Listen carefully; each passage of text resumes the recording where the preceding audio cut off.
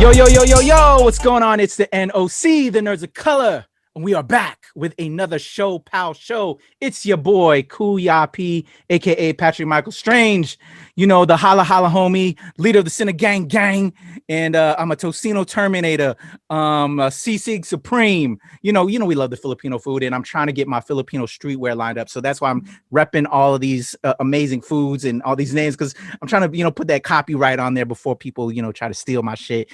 Because we're trying to rep, we're trying to show love to my kabayan, to our community, to our culture.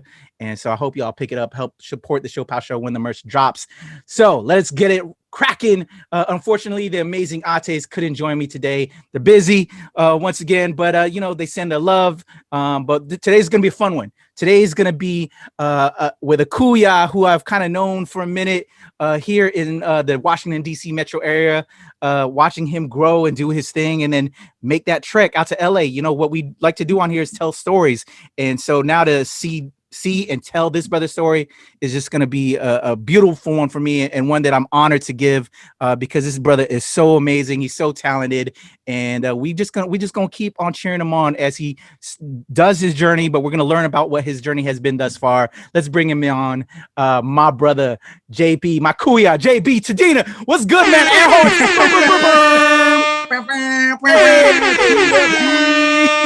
Like what's up, big man? This is a pleasure. The Philippine machine, Kuya P. What's up, brother? Hey, man. So happy to be here. I'm delighted, bro. Just seeing you grow, seeing you build, seeing you chase your dreams, seeing you do your thing has just been, wow. It's just like wins when, because you came from this area and then you went out. Yeah, like we met, what it was like 2005, 2006 or something like that. I've been trying to recall, like, where was it? It was we were doing background work for Step Up. Yeah. That was like when I was right out of college, and I was just like, yeah, this sounds cool. And then there was a bunch of Asian dudes, and I was like, I'm gonna go hang out with these cats. Yeah. Yeah. That's awesome. Awesome. That's cool. I was.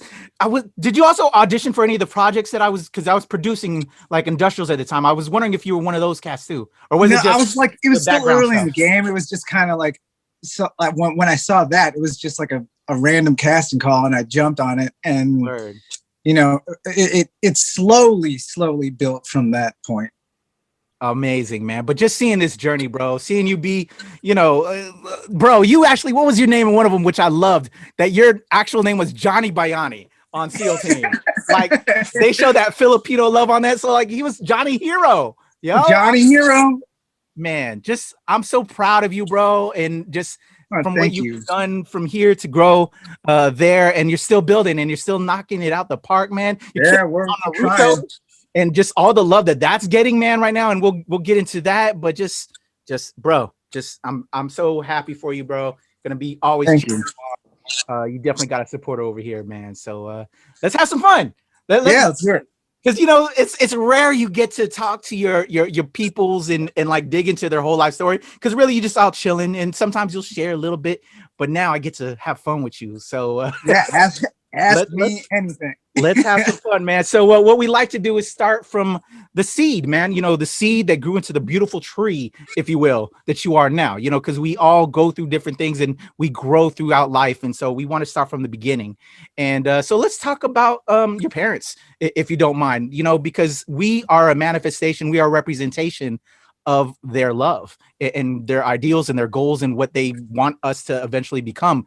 And so let's just talk a little bit about them, how they met, and then how from their relationship brought you into the world. Their relationship is pretty crazy to me. They met in the Philippines. My dad was from Ilocos Sur, and my mom was from Manila, and born in Quezon City. But they didn't meet until high school-ish. My mom was training to become a nurse, and she worked with my dad's sister. And my dad was seeing somebody else at the time, because he was kind of like, he was a little player in the Philippines. And it was pretty much love at first sight for him. Just completely ditched the other girl and started courting my mom, who had basically wanted nothing to do with him. But I flash forward maybe a a few years later, he goes to the boonies because, I mean, his story is wild. His dad was assassinated when he was a kid. Oh yeah.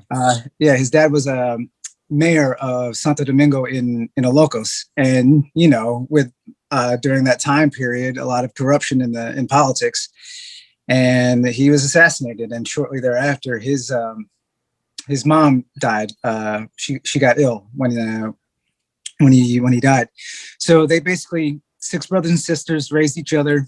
And my dad's sister, Vicky, who also died very young by lupus, she was friends with my mom, and she was basically the glue that, you know, kind of kept that relationship alive until she finally decided to be like, all right, fine, I'll give this dude a chance.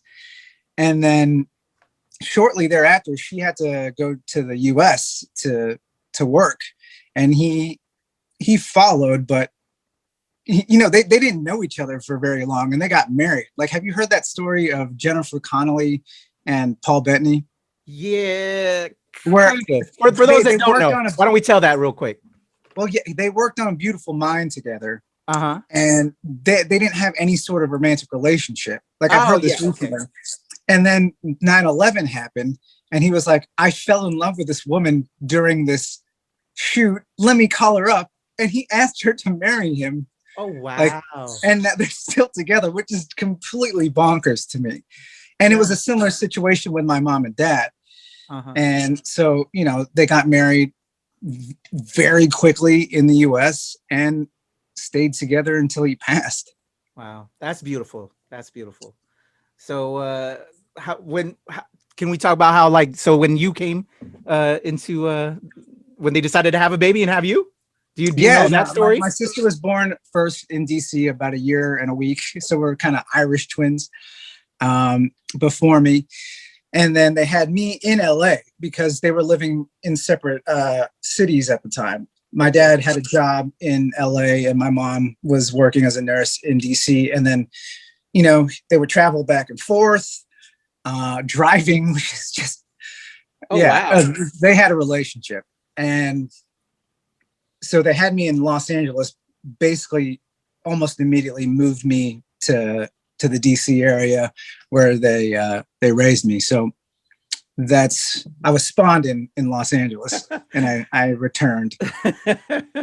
That's funny. My parents would tell me you were made in Japan and like you should actually get a tattoo that made in Japan, but you were born in San Diego, California, you know, where all the other, you know, a lot of Filipinos, you know, we rep hard in San Diego, national city. But yeah, they're like, you're made in Japan. Like, that's too much information, parents, you know, mom and dad. Like, I don't need to know all that. So that just kind of makes sense. So because you're out in LA now, like made in LA. And then, made in LA and now returning to the homeland. Yeah, that's crazy. Awesome, man. So that's beautiful. So what was it like that you can recall? So just growing up, you were raised here. So, but your father was still in LA, so like, were you going back? No, once that he found a job in the DC area, I was still really young. Okay, you know, shortly in Philadelphia, but then mainly in DC. He found a job working his way up as an accountant in the hotel system, and my mom, you know, flip-flop back and forth to different nursing jobs in the area until she landed one a pretty good job in Fairfax at Fairfax Hospital.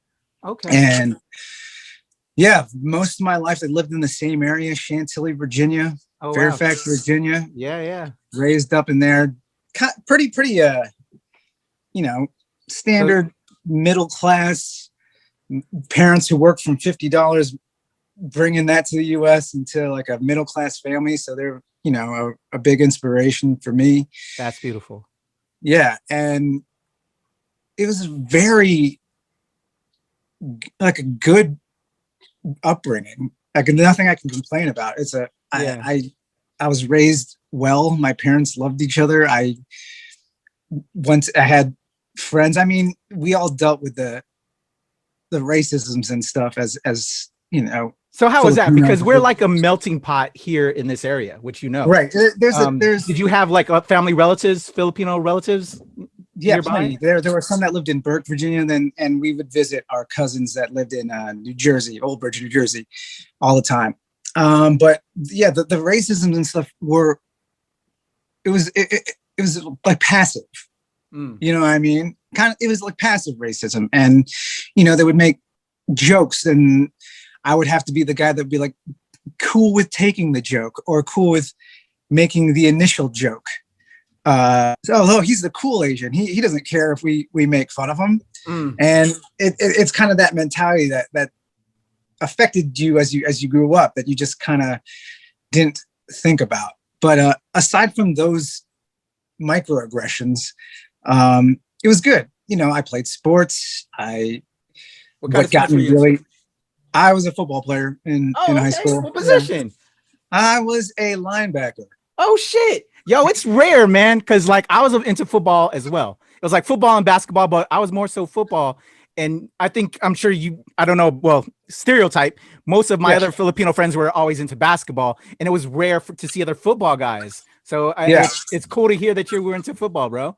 Like, no, football was a great part of my life. And it's funny, back to those microaggressions. People would be like, Junior Seau. I'm like, he's Polynesian, but cool. yeah. That's wild. So there was football. I mean, I'm wearing a shirt right now that says Filipino and Hollywood hot.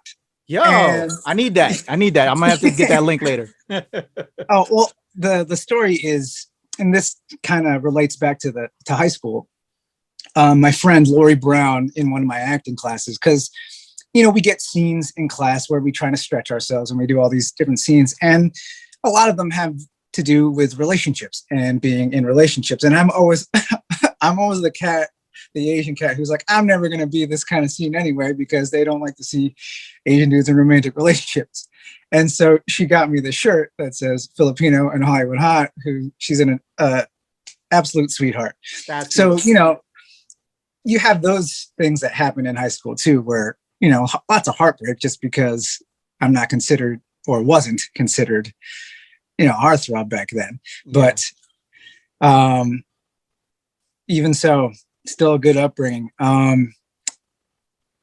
What got me into the arts was choir, and mainly show choir. Yeah, we are so similar, bro.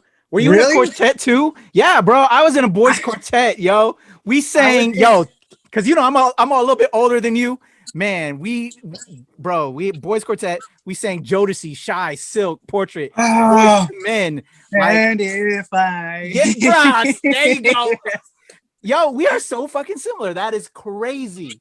Go ahead, man. Because it's kind of like that whole Glee character where he's like into athletics, but he's also in his show choir, which is nuts. I was also in a what's it called? A group. Look at that. Come on, get out of here with that. I love it. We called ourselves 330 because y'all had a name too.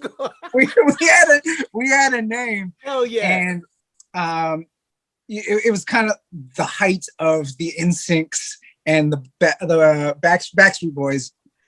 And I love it. 330 came because we were watching a video of ours where we were doing some kind of talent show, and the video where it stops ended at 330 on the VCR, and we were like, that's the name. 330. Good, awesome.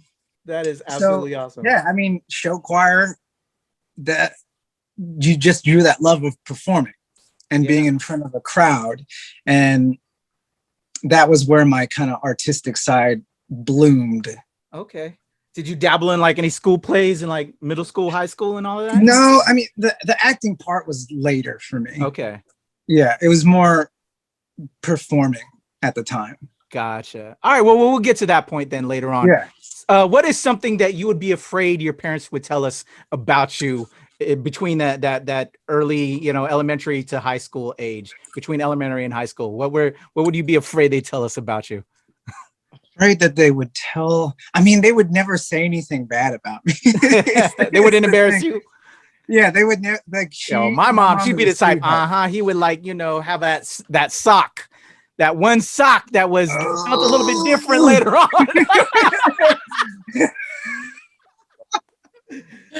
No, I was good about that. With my parents. They think I'm an angel. So, I mean, but I mean, there's nothing really there's an embarrassing story about me that they would tell, which it's not really that embarrassing though. So it's like I don't even know if I want to share it. There's this. I was on swim team as a kid. Okay. And I was. It was so like it felt embarrassing at the time, but I was swimming the butterfly. It was I think I was 10 years old, and it was a 25-meter butterfly, and I was pretty good. There were a couple of guys on my team that were the best, and I just remember, going in for the dive, just that moment, and just being so zeroed in, and then you hear that, and then you dive in, and then I'm just like I'm looking to my left, I'm looking to my right, and there's nobody. I'm like, holy shit, I'm gonna fucking win this. I'm gonna win this. And then I get there, I look up, and I'm like, huge smile on my face. I look around and there's nobody there. I'm like, what the fuck? And then I turn around, everyone's still at the start because I false started. And then I'm looking around and everyone's laughing, and I'm just like, oh my God, I didn't even like stop. Yeah. So did they allow you to come back and restart the actual race, or did you expend all your energy? They gave me like half an hour to recharge, and then we did it again, and I ended up getting like third place. Oh man, that's awesome. Man. Okay. Well, so let's still stay in this area of life. So you talked a little bit how like racism and microaggression was kind of a thing. What was it about it? Well, in regards to yourself, knowing that you were Filipino, you had two Filipino parents, and how sometimes we're a little bit harder on ourselves, and sometimes and I've had a guest on here. There's that kind of it had self-hate, because he was different and growing up and didn't know the language and all that. Did you experience the same, or when you started learning about yourself that you were Filipino and you learned, how, because you grew up here in America, like the foods we ate were, I'm sure, a lot different than your friends that you had nearby. What was that like for you? And did you take pride in that? Or just what was that, just in general for you? Like whether you had pride or not? Not in the slightest. I am part of that group that endured in the self-hate.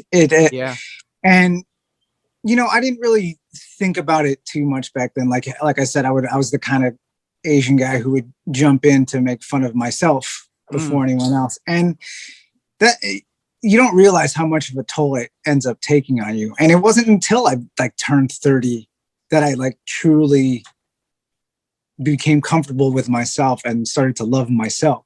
There you go. I was always trying to be somebody else. I wanted to look better. My parents, Filipino parents, we know, they tell you to squeeze your nose. They tell you not to go out in the sun because you're going to get too dark. And it's like, why are you telling me this? I don't why is this a bad thing? I didn't really deeply know why until I got older and saw, they try to protect you from all those things.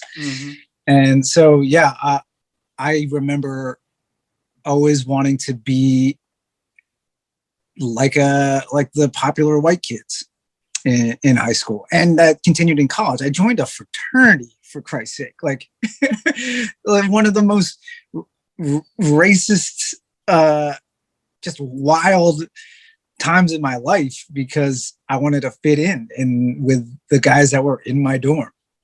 And once being Filipino, we would enjoy the food. I would be the one to also be like, oh, that kind of stinks. Oh, I don't like the nuguan. And it's foods I will eat now, without any hesitation. Mhm. But back then I was like, no, I want a burger. I want all this other kind of food that's not like culture. But I do have great memories of, waking up in the middle of the night during like a family get together, and those little putos with the cheese on top just sitting out on the table that I would eat in the middle of the night. Those kinds of things. Yeah. But where was I going with this? What was the question again? So did you have self-realization about yourself, any self kind of hate, but Right. just knowing that you were different than other people? Yeah. No, the being different, I didn't embrace until I became an actor, to be honest, which happened into my late 20s. And, it was a moment that I was in a class at the studio theater. And because once my dad passed, like I was always like closed off, not emotion, but vulnerability. I just had no access to it. Because I was always trying to protect myself, trying to look cool, trying to be tough. And there was a moment where I ended up talking about my father passing away, and the floodgates just fucking opened. Yeah. And from that point on, I felt just more comfortable in my vulnerability and talking about it, and, looking into the things in my life that I didn't like about myself and wanted to change and to appreciate of myself and my culture. Yeah, I feel that, man. So what would you say to if you could talk to your young self now at that point in time, what would you say? That I am enough. Yeah. I would tell them that. I'd be like, you're enough as you. Like, you're passionate, you're talented, you're fun to be around. Like, embrace that and be yourself. The things that you like. Don't be afraid to like those things. Like, I was into the stuff all behind you and stuff like that, but I was like, nope, football, no nerdy stuff. Yeah. And it's like, no, you like comic books, bro. Embrace it. Yeah. You like video games. So I would just say, learn, explore yourself, like explore the things you like, because you like these things. Yeah, bro, I'm with you on that. Like, dog, we are so freaking similar, man. My wife was like, before she was my wife, when we were dating and I was in the military, just to show you how similar I am with you. She knew nothing about any of this stuff. Nothing, because it was all about super masculinity. I played football, played basketball, worked out all the time, hit the club, dancing, and I used to also break dance and all that, used to battle, just the whole stereotype, bro. Singer, dancer, as our culture is sometimes. But she knew nothing about this kind of stuff, and but you have to embrace yourself, and then when you get close to somebody, then you open up to them, Right. No, it even felt brave to like venture into choir in high school. I'm like, oof, they're gonna make fun of me because I'm a singer. Yeah, I feel that. Yes, I felt the same way too. Yeah, so let's get into that kind of high school formal years. Of where we're not exactly, we're a little bit of a teenager, pre-college. How was that for you? So choosing to play football and then choir at the same time, and you touched upon it a little bit, but was there anything else that we can add to that, that high school time period? I mean, no girls. No. Oh, so no girlfriend yet? No, none. Wow. Yeah, no, I was pretty much into the self-hate. Be like, nope. Damn, bro. There were like two girls that I was like super into, but they were just like, you're too shy to say anything. I was like, I'm protecting myself right now because they are going to say no. And so I focused on like football and choir and those things. And choir and football took up so much of my life because, you're training in the off season for football. And then once that's done, you know, you've got choir pretty much rehearsals almost every other day. Mm-hmm. And that kind of became a family, and we would, you know, do dumb, nerdy choir people things together, but that were wholesome as hell. I gotta say though, because there were, you know, the ratio of male to female in choir, there's a drastic difference, or at least in my not school, the one I was in. It was 20 really? and 20. Yes. Oh wow. Because we all had dance. That's partners. Part of the reason why I joined choir. I ain't gonna lie. Hey, I was like, hey, what's up? I get it. Schooled me up though. They became more though of my, even though that's kind of like why I joined choir, they became more of my sister. You know, they became like family. But so they would actually teach me, this is how you talk to a girl and you respecting ladies, you know what I'm saying? All of that. So no, absolutely. I really appreciate that.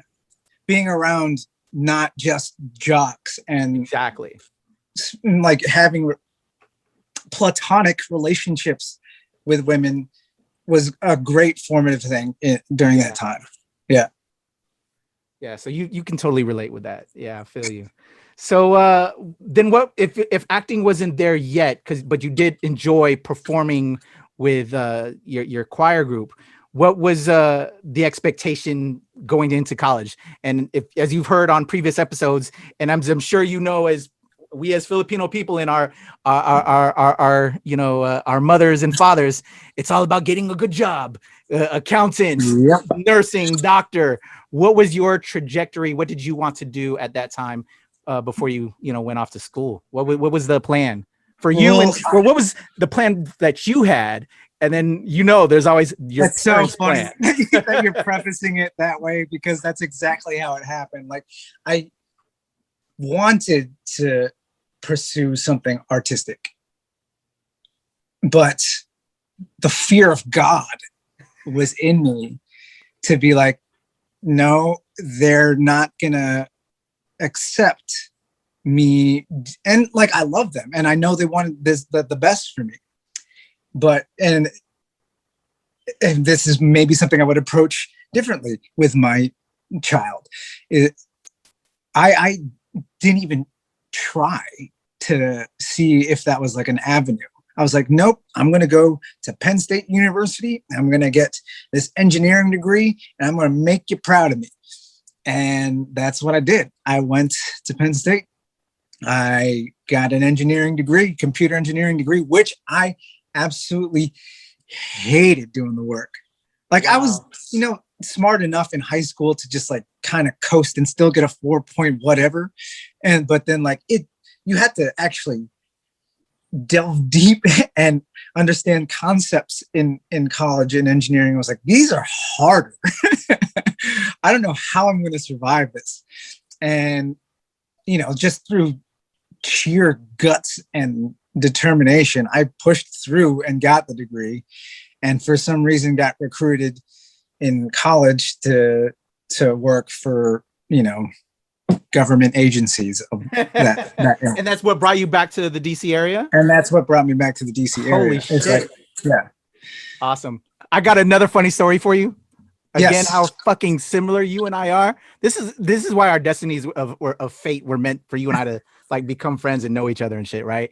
When I was in high school, they had like this ROTC scholarship that they'd give out every year. For my senior year, I was kind of like the one that, you know, that I was just, and part of the ROTC program was like their stellar guy was on the color guard, drill team, all of that, rifle team, saber team. The Air Force, the scholarship that they were going to give that year was an Air Force ride to Penn State, full ride. I was putting together my application, but then at the same moment, and being high school is where I decided I had always been like a mama's boy. You know how Filipino parents got good grades, everything. But senior year, I was like, fuck it. I did all as best as I could up until, you know, the end. But then when it came to filling out the application to submit this paperwork, I slacked off, and so no one got the scholarship that year. It went to nobody, and I was supposed to be the one to get that full ride to Penn State, and I was like, nah, fuck it, and had some other scholarships, but then I decided, you know what, I'm just gonna join the military, and that's a whole nother story, and that's what brought me into the Navy. and Yeah, everything. and But that brought you back to but DC. it's when you said Penn State, I was like, holy shit. You're like, what? Yeah. Yeah. Just another I was supposed to go there. Yep. But yeah, man. So Penn State, what was it like for you in college? So you talked a little bit about it, and then what brought you to back to the area, but just that kind of other awakening, because there's that evolution, that Pokemon evolution that we go through of learning for ourselves in high school, but we're still with our parents. But then when you're off at college, you're away from your parents a little bit. Did you have, what was the growth like for JB Tadena? Wow, it was very stagnant growth in college. It was like an extension. I almost got worse if you oh wow, really? Yeah, like because I lived this pretty normal, just sheltered, wholesome life growing up, and then going to college, especially at a place like Penn State, where the people that go there, that's the majority of the people that go there are from suburban rural areas in Pennsylvania, who I got one of the first guys that I met there was like, "You're my first Asian friend," and I was just like, Christ. Wow. It's a lot of that. Yeah. And so, but I didn't process that in the moment just because I was trying to be white. And, so it became an extension of high school in a way to where, I tried to fit in. I still tried to be cool. I did a lot more crazy things just because. Yeah. And you said you joined a fraternity. So I'm sure that kind of fraternity exposed you to some things, right? It exposed you to some pretty ugly sides of people. Depravity. I mean, yeah, basically, it's a time that I kind of want to forget. Yeah. Because I just became a person that I look back at and I'm like, you're pathetic. Yeah. You don't even recognize them anymore, huh? I don't even recognize that person. Yeah. Like he just tried so hard to fit in with these kinds of people that I don't associate with anymore. Yeah. So granted, I'm generalizing here. There were some good guys in there, but there were also just wow, this is just looking back at it, I became something I feel you. I mean, I can't, no regrets, but I got something I just don't like anymore. But it helps because there's that yin and yang in all of us, and I completely understand with what you're saying there, because the guy who I was when I joined the military, I'm night and day. Like I was, Mr. Player going from port to port in the military. Crazy guy, but at the same time, there's you can see who you are, and we need to go through those things in order to learn and understand and appreciate what we have now. And absolutely. And I would also say, as an actor, you can draw from those experiences, for sure. There are some experiences for sure. And it's fun when a lot of the times I'll get an opportunity to read for a character who is like some of the people that I have met along the way. So you can bet your ass that some of them is in this character that I'm creating that will probably turn off a lot of you. Yeah. All right. So we left Penn State. You took a job in the Fairfax, Northern Virginia area. So is this where we start taking acting classes, or just what was the push to dive where we start to dabble? I kind of just coasted for a while. It was a good cushy job, engineering, making 6-ish figs at a time. And then you're like, okay, I'm just going to, go to work for the weekend and, play video game. It was very boring. I started developing a better relationship with my parents just because I was older already. And it was not boring, but it was fine. It was fun. It was whatever. Mm-hmm. But artistically, passionately, I was empty. Yeah. And I was like, I'm waiting to die. I feel like just doing this every day. So what am I doing? And I've told this story before, but my father getting sick with cancer and passing away is kind of what. Now I started taking acting classes just because like I was like, I need to fulfill some of these artistic passions I have in me. And so I went to the Studio Theater, Shakespeare Theater, and started like learning. And well, what gave you that push to just even do that then? Like what was like the thing that pushed you over the edge to just do that? I can't even like pinpoint the moment, but I was just like, I feel like I'm dying. I need okay, something. So it was still a lot of that there. Okay. Yeah. So, but like the actual, it was still just exploring at that moment. So I was just like, you know what? Let me take some classes, maybe do a little thing or here or there, and see if there's some people putting together short films or putting together plays that I can do, just so I can have an outlet for this. Yeah. But it was still nothing that I like kind of pursued hard. But I was getting fulfilled, and I was happy while I was doing it.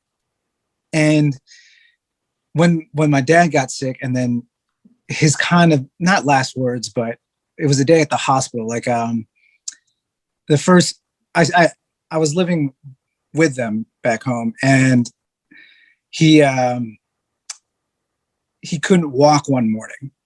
So I remember carrying him to the car, and then that was a moment I remember very vividly, being a whole life is short kind of moment. And then when I left work that day, I went to the hospital to visit him. It was like a very emotional moment. This is like, I always have to kind of laugh just because I know I'm going to start bawling. I feel you. Is when he told me, like, he wanted to talk to my sister and I individually. And he was like, I know what your passions are, and I don't want you to resent me or my mom.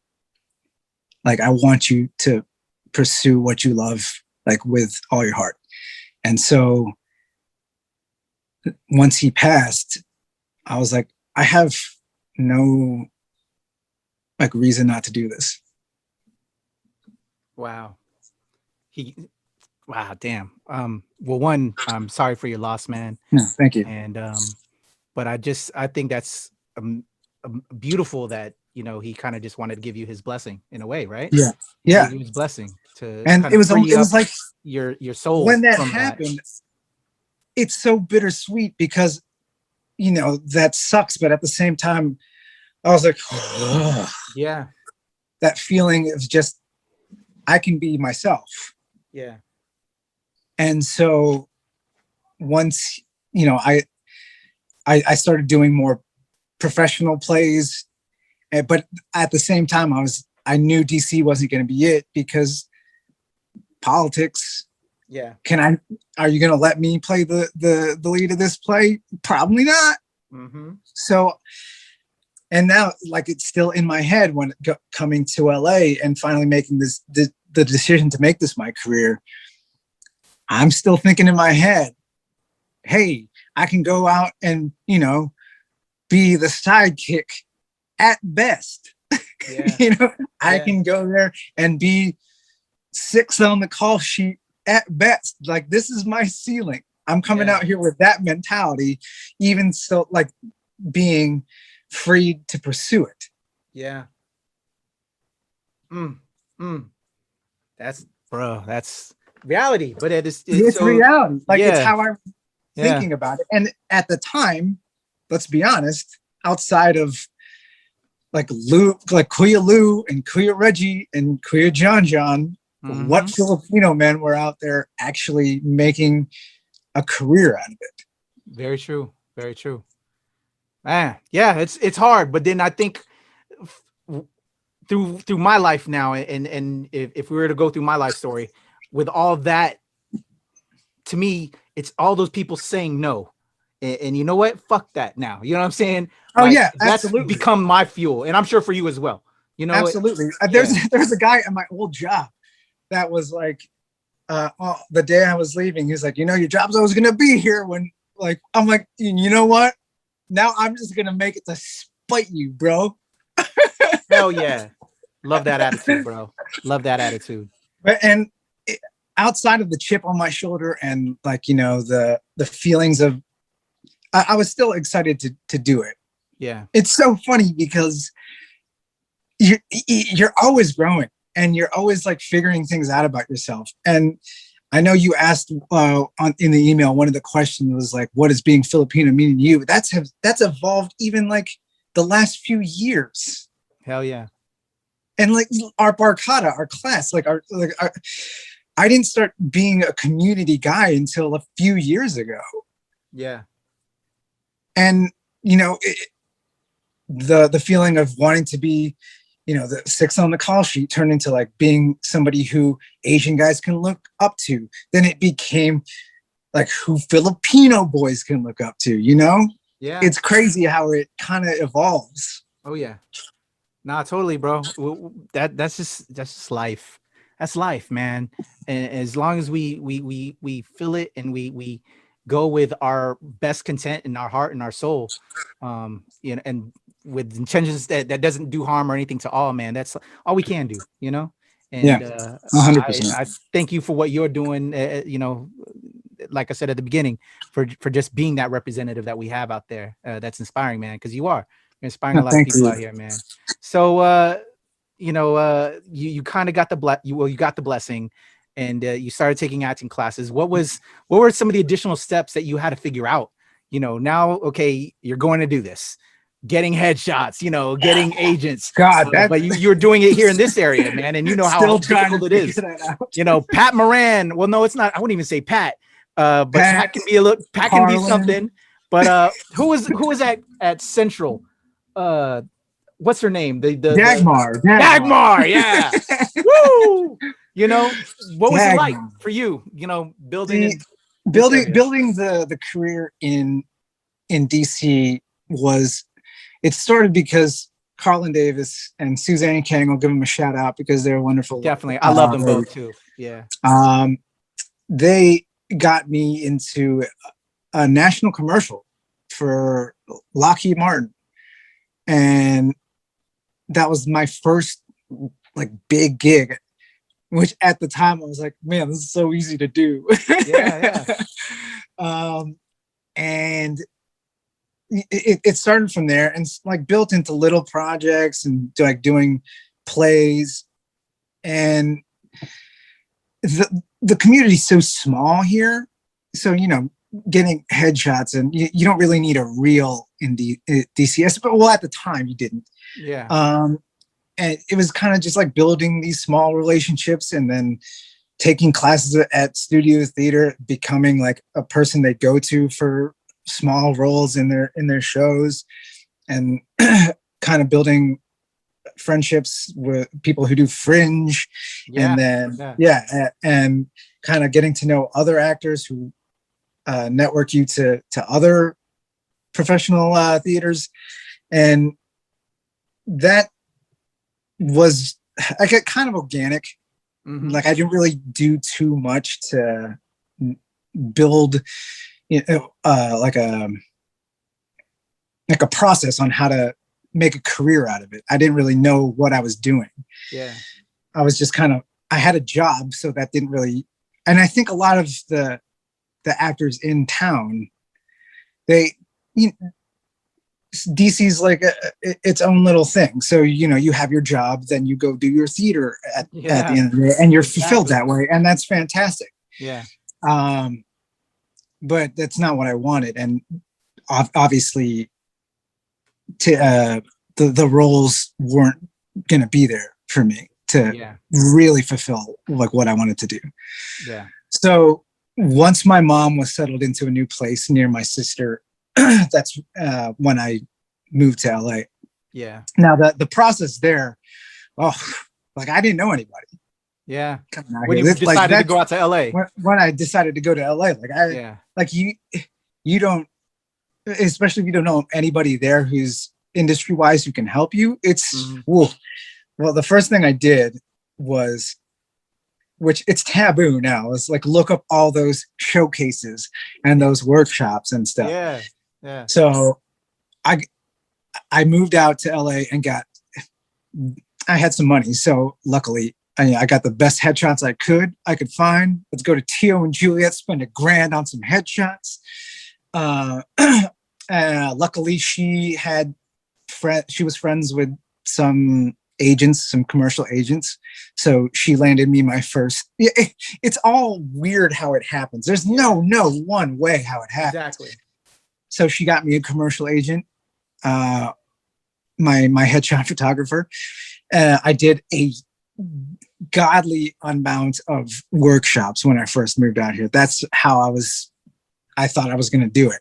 Like, let me meet some of these casting directors. Let me meet some of these people. Let's be in class all the time. So I joined a class as soon as I moved out here, and it was basically acting 24/7. Mm-hmm. I was trying to find places where I can get some footage, make some footage. I was trying to, for real, I was trying to meet as many casting directors as I could. I was trying to meet as many actors as I could and try to just build a network from the ground up, which is exhausting if you don't have money, which I luckily had from the engineering job, and two, if nothing's happening. Yeah. And that's what was happening for the first 2 years. Yeah. Like, so what would you say? Let's take a pause then. What would you say for the young person watching this? What would be the lesson you would want to impart about that first 2 years to the young cat that's watching this? Doing don't do all those workshops or come with money. Like, what would you say? You can. I wouldn't say they were a bad thing because I got my first few jobs from it. Mm-hmm. But the advice I would say to me coming out here, or to some young person moving to LA not knowing anybody, is to not expect. Don't expect that it's going to happen. You have to do this because you like it. And, get good with yourself and like who you are, and spiritually, mentally, emotionally, like get to know yourself and what you like and what you can do outside of the business. Because if you're just completely focused, zeroed in, that's great that you have the passion, but you're also going to burn out. And I did.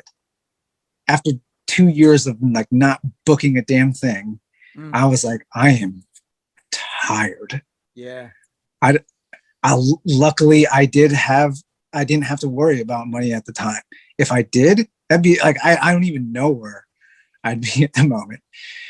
But it's luckily, and these things happen because I'll tell another story later. But I was at a point where I'm like, what mistake did I make? Like, why did I do this? Come to LA, basically expunge all my savings on acting stuff. And I came back from a workshop where I did in a suit. It was a scene from like some Shonda Rhimes show. I don't remember. But I went into my shower in my studio apartment that day, full suit on, turned on the shower, and just like sat down. Wow. Yeah. Like trying to think about my life. And like, what did I do? Next day, I directly booked Grey's Anatomy. Holy shit. Wow. Yeah. Wow. Amazing. Absolutely amazing. So sometimes the universe just throws you the bone when you absolutely need it. Yeah. Like, you can't just be like, oh, I'm dying. Universe, where's my bone? Like, it has to happen organically. Yeah. Wow. That's tremendous. That's crazy. It's crazy how things work like that. Yeah. Man. So, all right. So we get that bone thrown. How did it build from there? So, yeah, I think, and it sucks, but booking builds your confidence. Yeah. And so there was like renewed vigor. The first feeling of being on set, the first feeling of all the perks you get being not, background or production assistant. You're like, wow, they treat you much nicer. Yeah. And, getting to do this professional show that people love, I was ecstatic. And the character was named. It was a nurse. So I was like making my mom proud. It was the first time she got to be able to see me on TV. And so my confidence is just through the roof. And if you're, like I said, there's no one way it happens. So like the next day, like for some people, they'll book their series regular the next day. Some people, they won't book for another 6 years. It's like, what? None of this makes sense. Mm-hmm. But I think I continued doing what I was doing, just meeting people and being in class. And the auditions started coming in from those workshops. And I started to book. And from those bookings, I got an agent.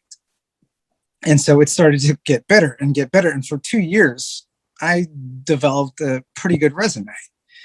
And I was happy. I was chilling. I was doing what I wanted. And then the lull comes. It's all those ebbs and flows, right? Yeah. I'm doing Agents of S.H.I.E.L.D., where like I have my favorite story in LA, which is, we talked about being nerds. And I've talked about this before on Twitter, because Jose Molina asked, what's your favorite celebrity story? And I was just saying how I was at the table read for Agents of S.H.I.E.L.D. And, it's season 2, the show's at its all-time high. No one's read the script yet. So I'm excited about who they're going to introduce into season 2. Yeah. So we're all sitting around at the table, and they're reading the directions. And one of the directions is, and we're introducing Carl Creel, better known to the Marvel Universe as the Absorbing Man. And I was like, I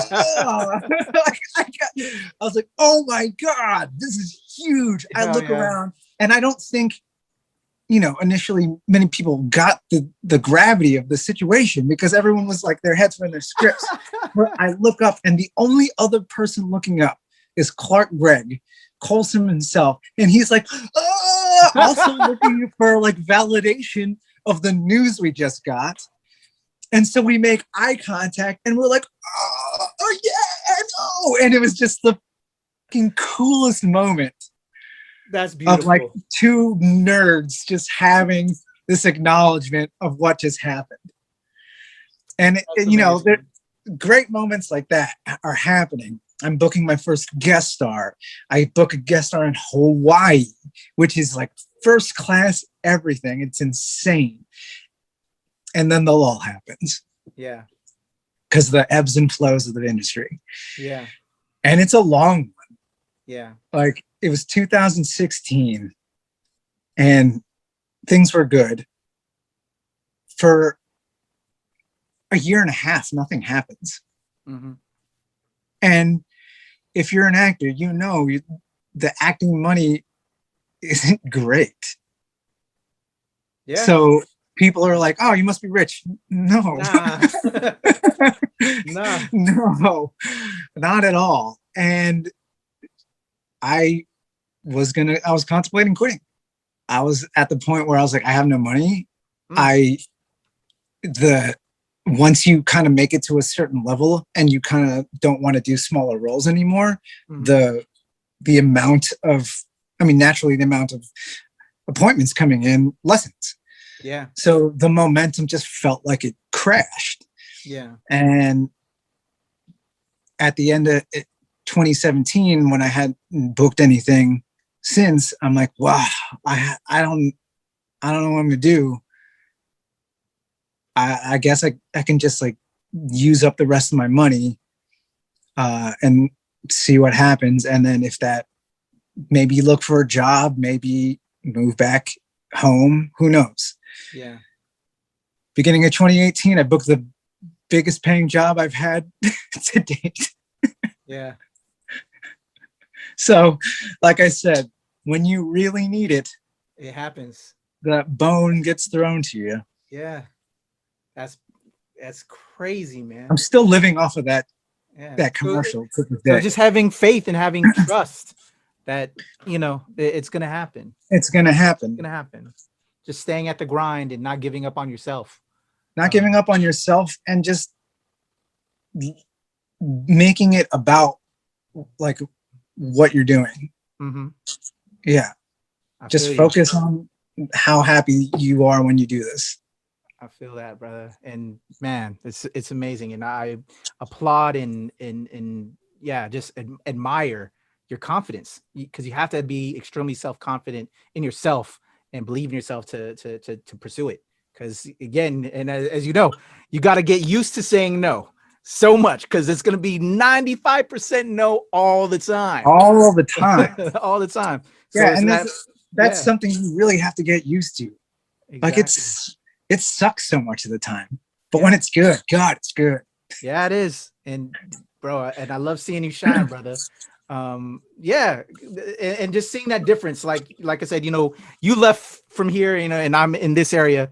And for me, I chose a different path than getting behind the camera, podcasting, hosting, to just because I decided to stay in this area, and I have a family and a daughter. Yeah. And you know, absolutely. And so we all choose our own ways. And so I admire you and taking the chance and just boom, you know, not having restrictions. And like I tell a lot of my single friends, if this is what you want to do, you know, build up your knowledge here, and then when you're ready, go do it, man. Yeah. And especially now, since there's so many opportunities that you can have that we didn't have 10 years ago. Yeah. Like you can self-tape for anything in Atlanta, New York, and make the trip. Definitely. We didn't have that back then. Not at all, man. The industry has definitely changed. What are some other additional small lessons that you would say that helps prepare you to build you to where you're at now in your career? I would say personally, from here, just staying in this area, you know, I didn't do a lot of theater. I did a little bit of theater, but compared to you, I'm sure you dwarfed me in that. What I found, because I had a security clearance and being, you know, that job that took you this way from Penn State, you know, I found myself being that I had a clearance, doing a lot of industrial work. And then the fact that I also wanted to get behind the camera and create, I started writing and producing a lot of industrial content. What are just like things that you would say are just good ways of learning the craft that helped build you into to where you're at now, and making you the talent that you are? Well, thank you. I always want, it's like working out, right? I think people say that all the time. Like, it's like working out.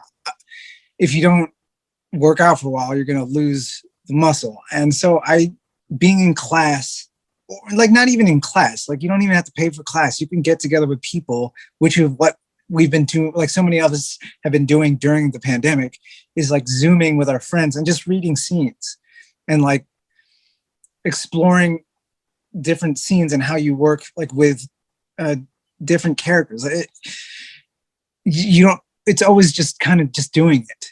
Yeah. And I think there was a point where I was just started to say yes to things where, you know, if it's sketchy, obviously there's power in no. Like I'm going to be like, no, I don't want to do this role. It's not that it's beneath me, but like this character is someone I don't want to portray, or, you know, this, you've seen the work that I do. You're offering me this 2-line role. I'm not going to do it. I'm sorry.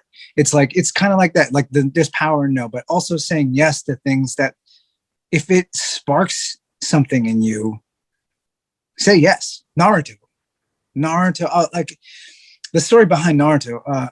Yeah, I'm curious about that, because I know you're a fan. We've kind of illustrated you're a fanboy.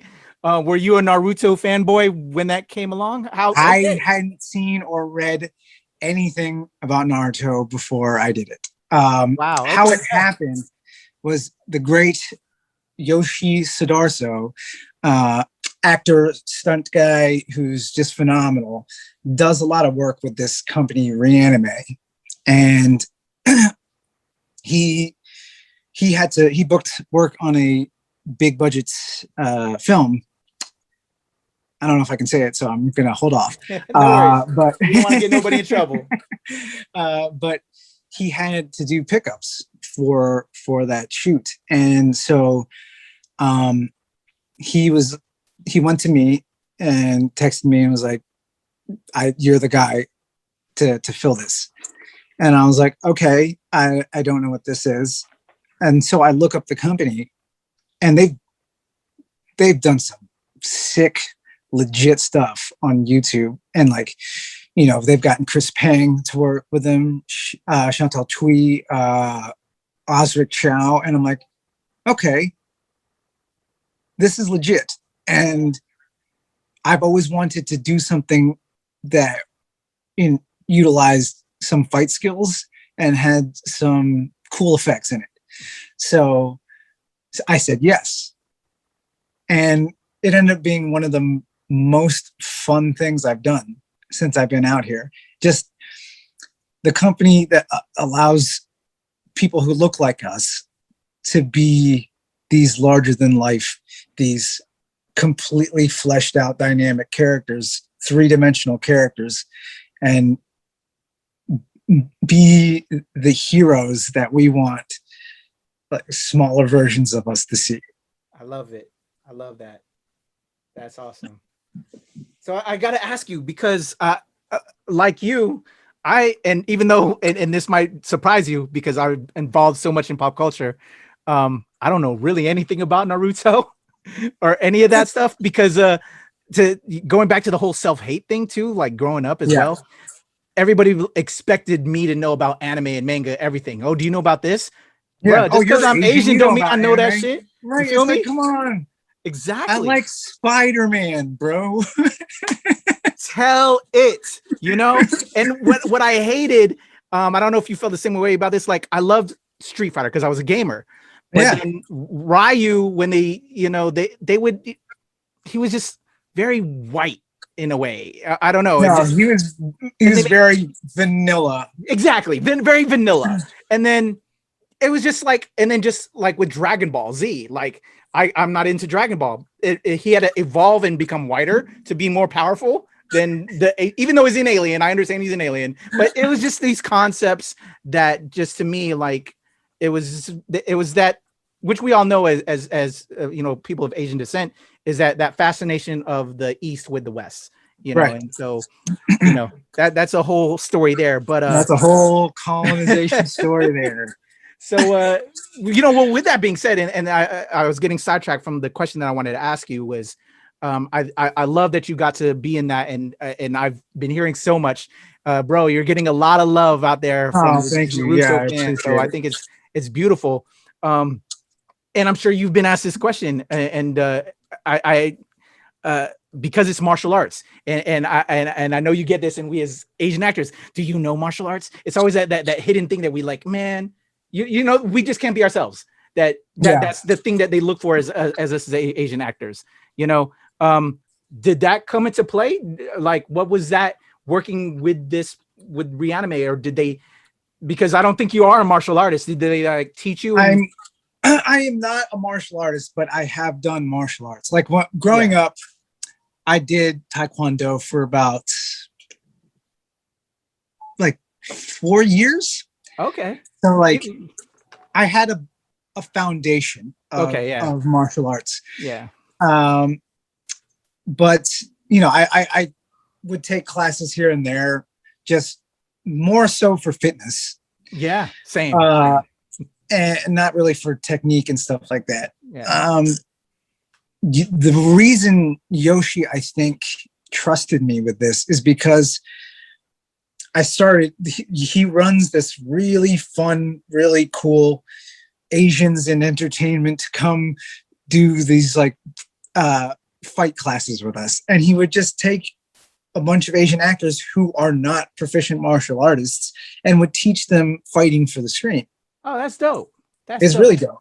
Yeah, and so I learned a lot from him doing that, and just naturally from having martial arts as a base, like basic martial arts, and also dance, because a lot of it's choreography. And let's be real, if you know choreography and you can do it well, you can fight. You Yeah. can do a fight choreography, and those two together, I made it easier than it could have been. And I mean, the choreography is not John Wick, Yeah. which I still think, given time and practice, would I'd be able to get, but Yeah. it wasn't as extensive as that. Yeah. But being given the opportunity to put that on the screen was awesome. I love it. And I think the result ends up looking pretty good. Hell yeah. Yeah, man. It looks amazing, bro. No, thanks, man. Amazing. And yeah. I love that now, having some of that background knowledge on that, and for you, and knowing you, and as an Asian actor, and how sometimes, we always get that thing where like, oh, do you know martial arts and all that stuff? Is there anything you want to say to actors out there of Asian descent? Like, bro, we don't worry about that shit. Is there any kind of statement you want to make in regards to that? Well, yeah. To get that shit? I mean, I think it's been going around the socials, and people are finally realizing that, hey, just because I'm Asian doesn't mean I need to know martial arts or 3 languages.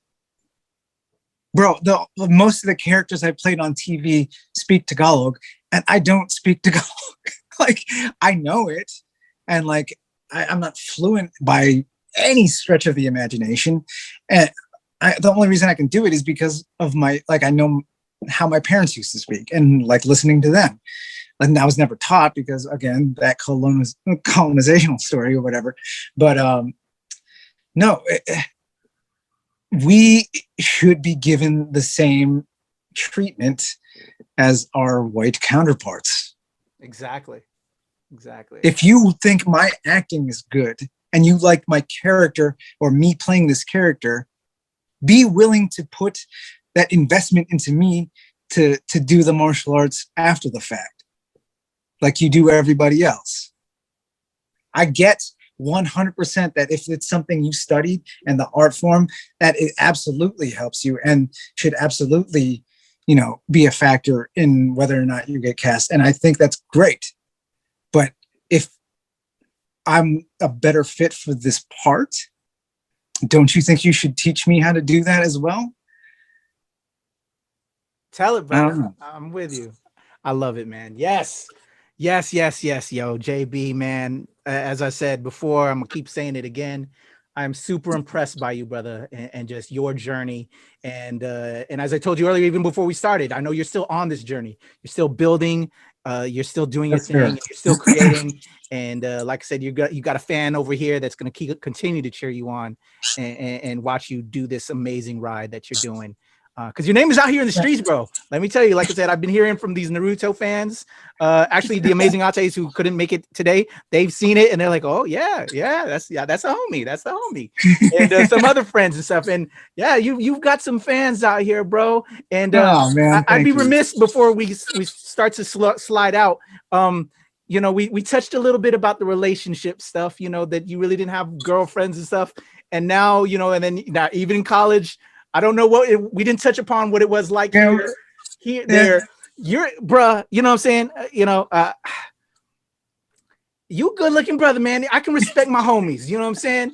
And show love, you know what I'm saying? You're a pogey boy, man. You're a good looking brother. Thank you. I'm sure the ladies want to know that are the female viewers of this.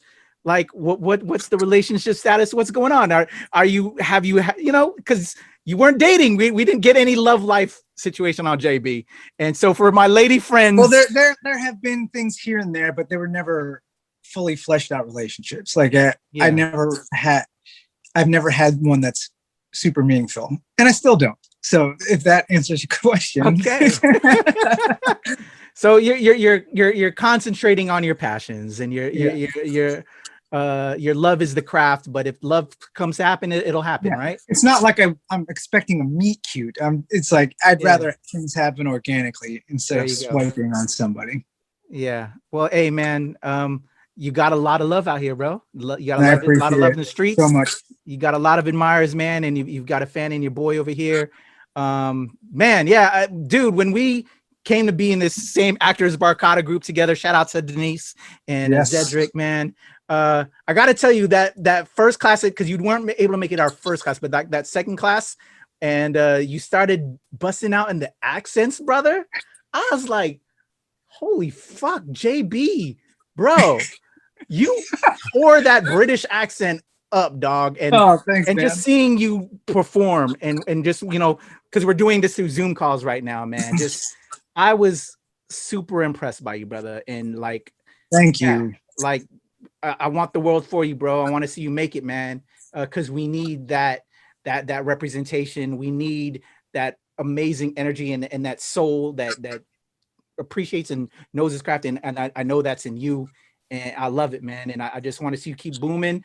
So with that being said, man, before we have our final two questions, what are some things like you said, there's ebbs and flows, and for me, I got into this podcasting thing and some other producer type work now, and I'm now diving back into acting, as you know from the class, working their muscle to get back into it. I'm nowhere near you, JB, but I'm gonna make it there. I'm gonna try to get there, and hopefully by working with our group, I can get there to be just somewhat close to where you're at, bro. But yeah, what's in the plans? Are there ideas or goals to also jump behind the camera? What more do you want to do beyond just continue to build yourself as an actor? But do you have aspirations behind the camera? I think that's stuff that will come down the line. When it interests me, I'm still have a very full plate, acting and sometimes writing. I mean, it's like, oh, so you are writing? Yeah, I mean, if we're being honest here, for a lot of actors in town, they're like, create your own work. That's why I started saying yes to a lot of things. Actors have been trying to create work for themselves by writing, and it like sometimes it works, sometimes it doesn't, but they're trying to write so that they can act. And it's not more of like writing as a career. There's a lot of actors out here that are writing so they can do something for like on screen. Yeah. And that's kind of like sometimes what I would do, but my passion is still in front of the camera. Gotcha. Okay.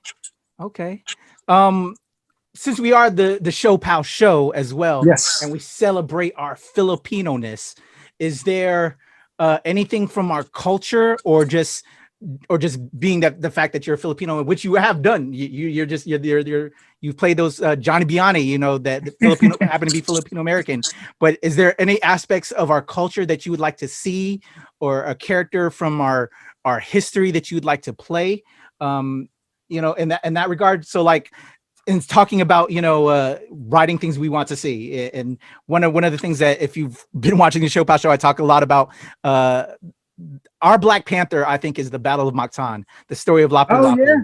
And so I've been working on that script. I actually have a couple of actors in mind, to be honest with you, that I want to have play some of these characters. But yeah, so are there anything like that? That I mean, that would be an awesome story to see. That's definitely one that would be on the list.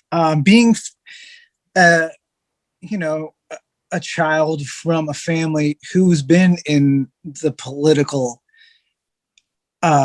corruption aspect of the Philippines is something I would also like to see, and something told truthfully, because my grandfather was assassinated. My Lola was killed. That's a story that doesn't happen to a lot of people's like grandparents, and to explore, maybe not necessarily historically, but something that is historically accurate to how those situations were, is another type of story I would like to see. But I mean, for the most part, I just want to see us thriving as normal people. Same. Like nothing traumatic, just us being people in this life where, yes, our Filipino-ness influences different aspects of the story, but it is not the story. I feel that. I feel that in every way. Yeah.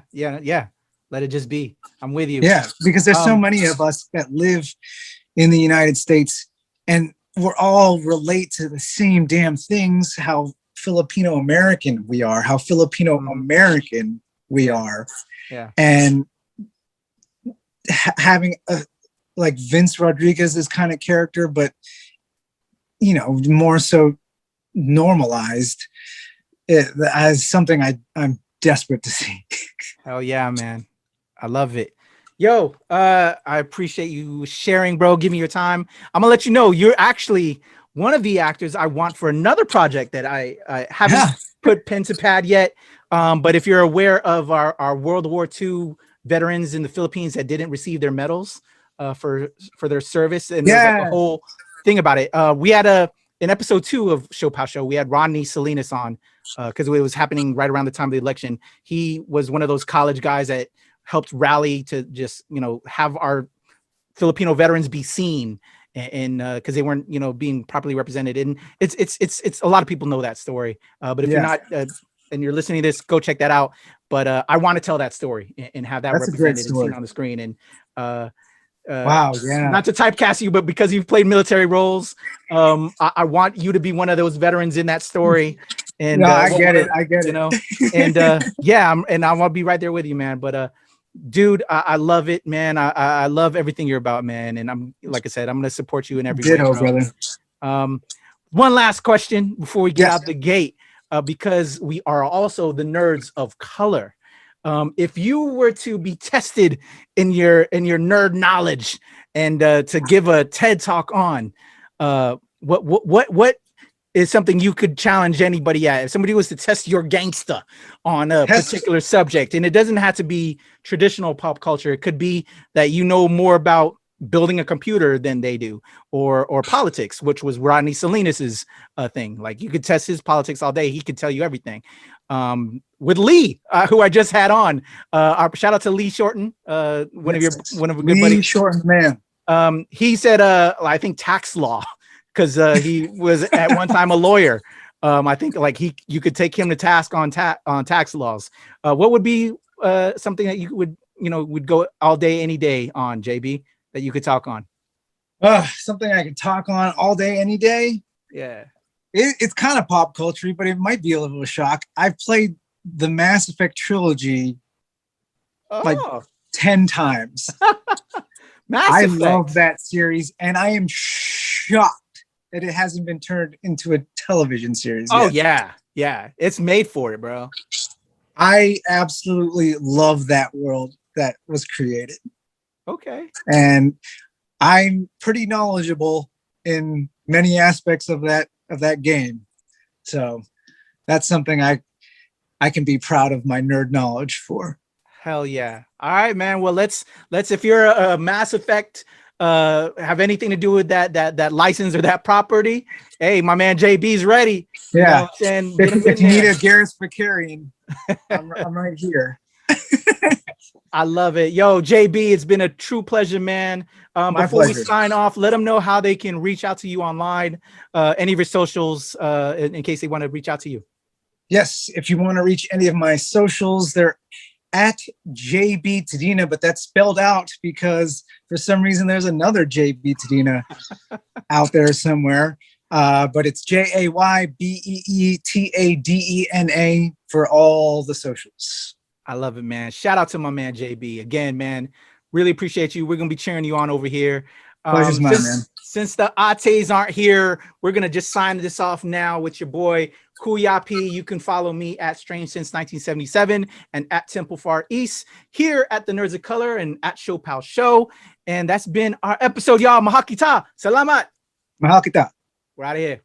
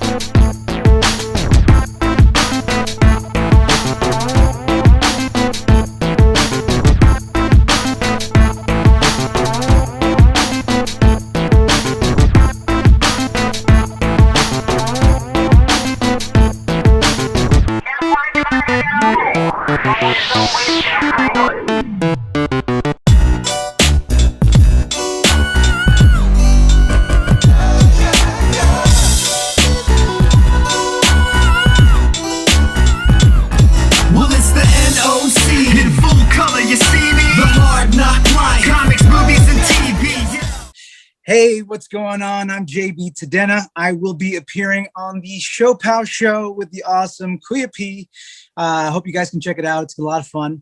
You can catch me at all the socials at JaybeeTadena, and catch me on Disney's Raya, currently on Disney Plus, and also some upcoming awesome Disney cartoons, and also on the live action Naruto series right now on YouTube. Episodes 1 through 4 are up, and episode 5 and 6 are on its way. So thanks so much. All right. So what does my Filipino heritage mean to me? Well, as we grow into people, it's always changing from when you're a child to when you're an adult. And as a kid, being Filipino meant family, food, friends, and lots of get-togethers. And as you grow up, you know, it's evolved into a point where it means representation. It means being someone who needs to get out of the shadows, who wants to bring a light to this wonderful heritage of Filipino culture that we have. And I love it so much, and I love you.